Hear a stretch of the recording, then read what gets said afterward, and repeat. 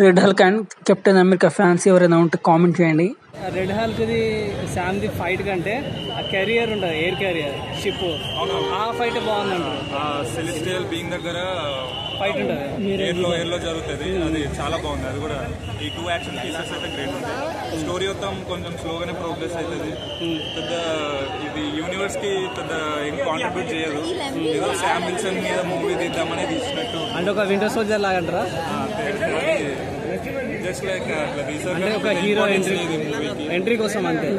కానీ action pieces వాటి కోసం చూసేయచ్చు. ఎలా అనిపించింది బ్రో? యావరేజ్ అనిపించింది. అంటే ఓకే, అంటే యాక్షన్ ఎపిసోడ్స్ మీరు థియేటర్లో చూడాలనుకుంటే చూడండి, లేదు స్టోరీయే కావాలనుకుంటే ఈజీ స్కిప్ చేయొచ్చు. స్టోరీ ఏముండదు, జస్ట్ ఓకే అనిపించింది. జస్ట్ యాక్షన్ సీన్స్ కోసమే థియేటర్లో చూస్తాను, లేదంటే ఈజీ స్కిప్ చేయొచ్చు. స్టోరీ పెద్దగా ఏం లేదు, జస్ట్ యాక్షన్. కెప్టెన్ అమెరికా చెప్పండి బ్రో.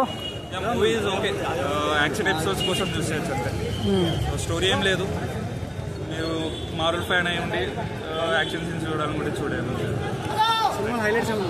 హైలైట్స్ అంటే red Hulk versus captain America అంతే. ఓవరాల్ గా సినిమా గురించి చెప్పాలంటే ఏం చెప్తారు బ్రో? ఓకే అంటే అంతే, జస్ట్ ఓకే. మూవీ ఎలా ఉంది బ్రో? సో ఏం నచ్చింది బ్రో దాంట్లో? అంటే లాస్ట్ మూమెంట్ లో రెడ్ హల్క్ చూపించాను కదా, ట్రైలర్ లో చూపించిన అది బాగుంది. సో అంటే క్యారెక్టర్ కి సూట్ అయ్యారు. అది ఇప్పుడు క్యాస్ట్ ఎవరైతే చేశారో అందరు.